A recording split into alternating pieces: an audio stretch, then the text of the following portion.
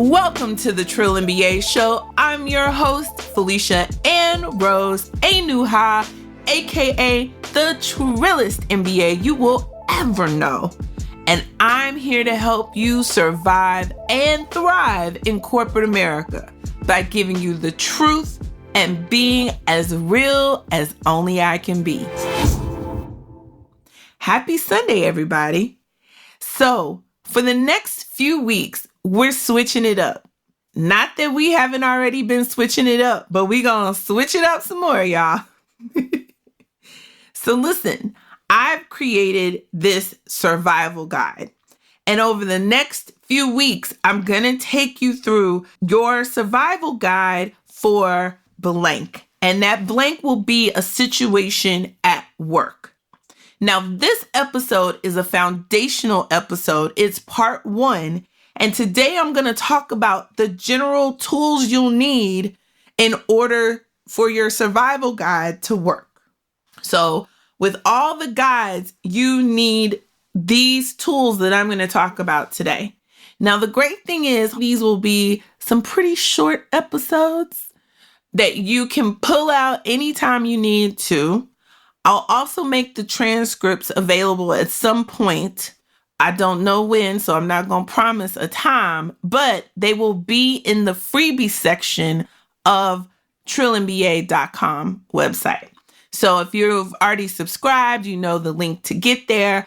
If you haven't subscribed, you have to subscribe to get all the freebies, all the good content to help you navigate your career.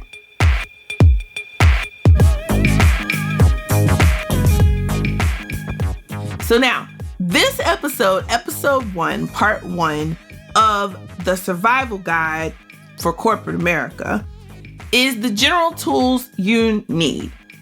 So, couple of things that I need you to stay focused on in order for the rest of the tricks and tactics to work as we evolve through this series.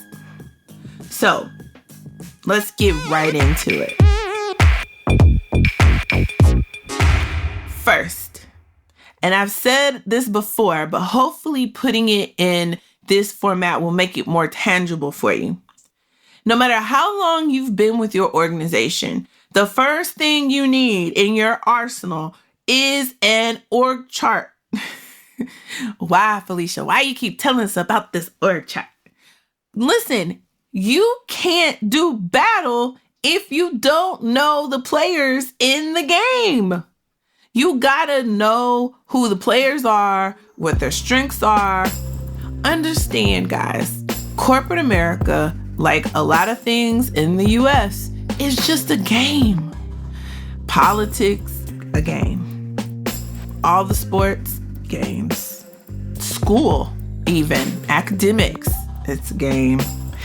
Getting your MBA, definitely a game. Definitely. And every game has rules.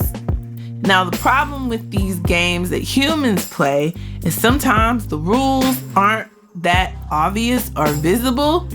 And if you don't have somebody to tell you what they are, then you playing a game, you don't know the rules. How you gonna play the game right? How you gonna play to win? How do you even know how to win if you don't know what the rules are? So, in this game of corporate, the first step is understanding the rules of the game. And the number one part of the rules of the game is knowing who is playing the game. And that's why you need an org chart. Now, if you can't get your friendly admin to give you a PowerPoint of all of the organization, then you're just going to have to create it yourself. Okay? So you start with you, and you start with your boss, and your boss's boss. And then you make that vertical line all the way up as far as you can. And even to the CEO, right? That's the first line you make. And then you start filling in the sides, you, your peers, then your boss's peers, then their boss's peers. So you get a whole look of the organization. Now, so that you don't overwhelm yourself, just focus on the first 3 levels: you, your boss, and your boss's boss. And according on where you are sitting in the organization and the hierarchy, you should get the vast majority of the players that have influence into your career, right? These are the people who are going to give 360 feedback. These are the people who talk about you to your boss. These are the people who are probably in the room when you're being calibrated at the end of the year. Okay? So, number 1, get an org chart. Number 2, comb through the HR website, look at all your company's policies. Understand these policies. And I know this can be tedious. And for some of you that have been with your company for years, you kind of know how things go, but do you really know what's written down? And you need to do the mental exercise of understanding the contradictions. There's always going to be contradictions in what the policy says and what people actually do. Make sure you are well versed in all the contradictions. See, these are the true rules of the game. Make sure you are well versed in all the contradictions. See, these are the true rules of the game. Okay, the next thing you need to do is you need to understand and have a deep personal knowledge of your personal career plan. Short-term role and long-term. Where do you see yourself? Whether it's inside the company or outside the company. This is key. Why? Because every step you make, every conversation you have, everything you work on, and everything you do should be leading you toward your short-term goal, and your short-term goal should be leading you into your long-term goal. If these things don't line up, you're wasting your time. Don't waste your time, people. Okay? Okay. You should be able to articulate in about 2 sentences what your short-term goal is to anybody in your organization. Now, the other tool you need is a networking plan. So you have your org chart, right? Who are the people that need to know what your goals are? Who are the people that can help you? Who are the people that should be helping you? And who are the people that are actually going to help you? Versus, if there ain't nobody going to help you, well, you need to keep listening to this series because we got to get you out of there, right? But you need to start getting in the discipline of meeting new people every month. Set a goal for yourself. Learn the organization through networking. And the person doesn't even have to work in your function. They could be in a totally different part of the organization. They don't have to be super senior leaders either. They can be your peers. They can be people who are new to the organization that are, levels below you. It doesn't matter. Meet as many people as you can in the company. Why? Because people give you information. And your sole job is to gather as much intel as possible so that you can be a beastly player at this game. The more information you have, the better you can strategize on how you get your short-term and long-term career goals done. So now, the other thing you need to understand intimately are your annual objectives. So here's how this works. For the most part, some companies are kind of crazy and they don't do this. Or they do it, but they don't do it in the way you see or understand. So make sure you go through the policy. Things you don't understand, meet with your HR person on more of a networking tip and ask for clarity. Because your HR person, they may not know much of much, right? But they know these policies. And they turn a blind eye to the fact that people aren't following all the policies until it's time to get rid of somebody based on the goddamn policies. Right. And I know a lot of y'all out there, Felicia, that's not fair. That's not HR. That's not true. Child, listen, let me tell you something.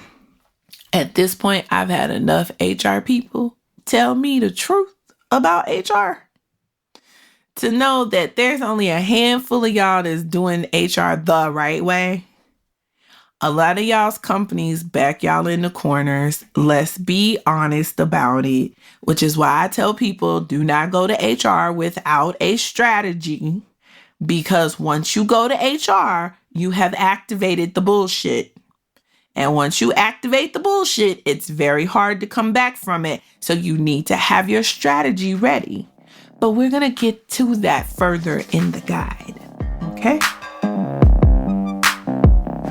Now, if you know your objectives, you want to start creating your talk track, right?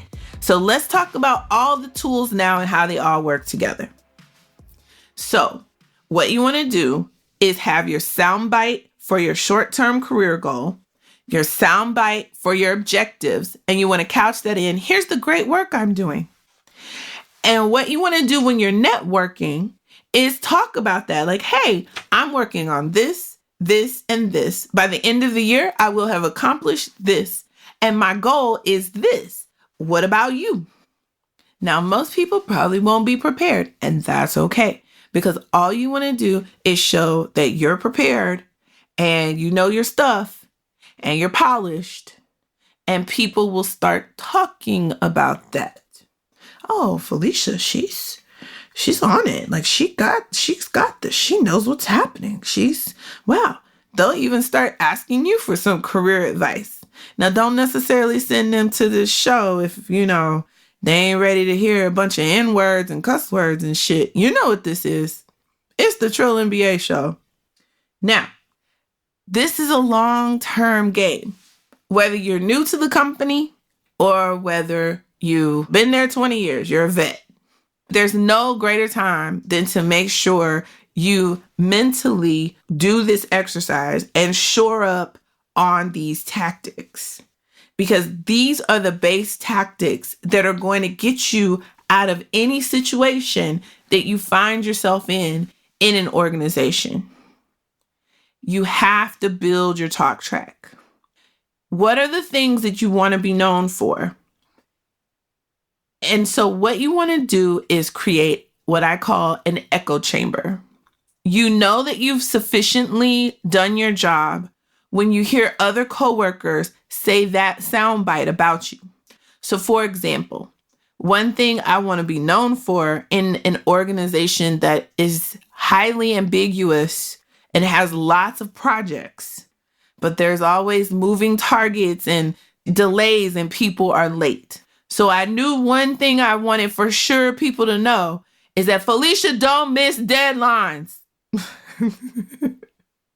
That's what she don't do. She not fucking with y'all. She not gonna miss no deadline. So remember, I'm new in the organization.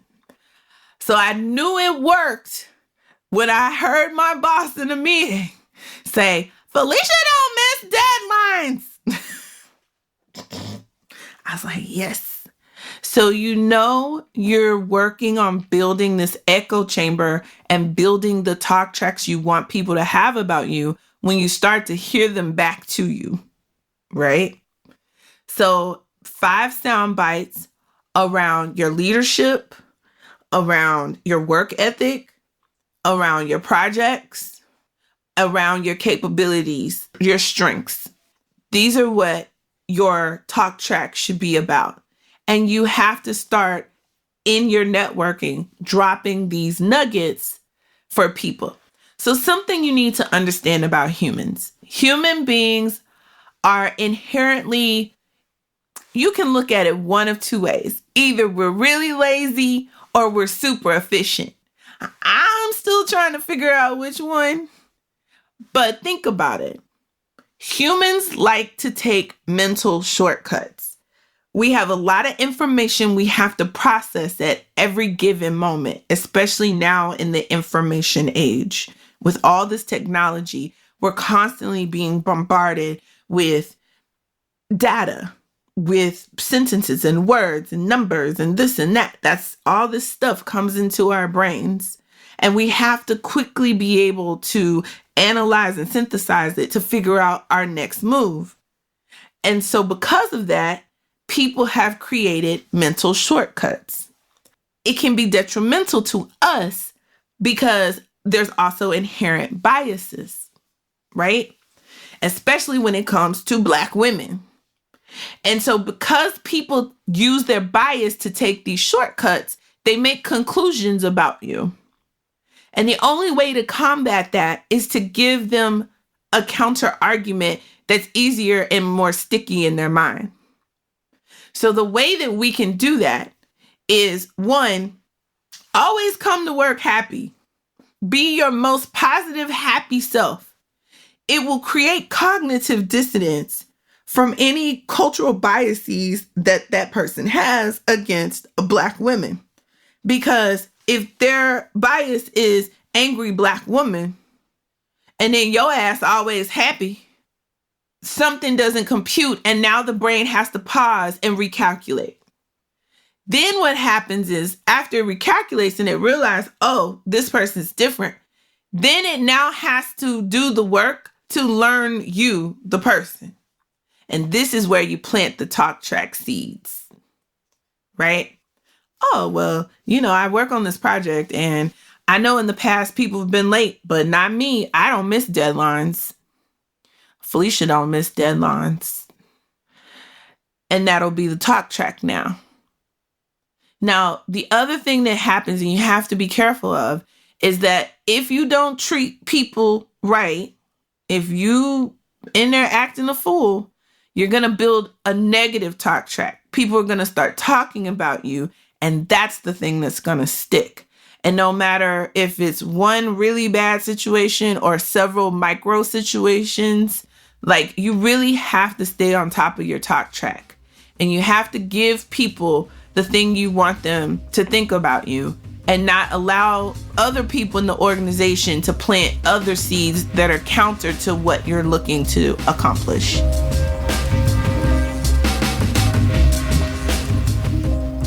So, those are the foundational things you need to be working on as we go through this guide. Building your talk track is going to be key because the other episodes that build on each other, that will talk about how to survive an undermining coworker, a bad boss, a toxic culture. The key thread through all of these will be you utilizing your talk track, which is basically your reputation in the organization, to your advantage while you're manipulating all these situations for your best possible outcome. So, this is the end of part 1, Your Survival Guide for Corporate America by the Trill MBA. Tune in next week. Part 2 is Your Survival Guide for an Undermining Coworker. And we're going to get into it. Okay? So I will see you guys next week. The Trill MBA Show is a Fair World Corp LLC production.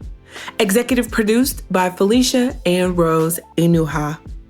Sound design and editing by Chris Mann with Podshaper. Theme music is Kick Push by Ryan Little. Keep it trill every day, y'all.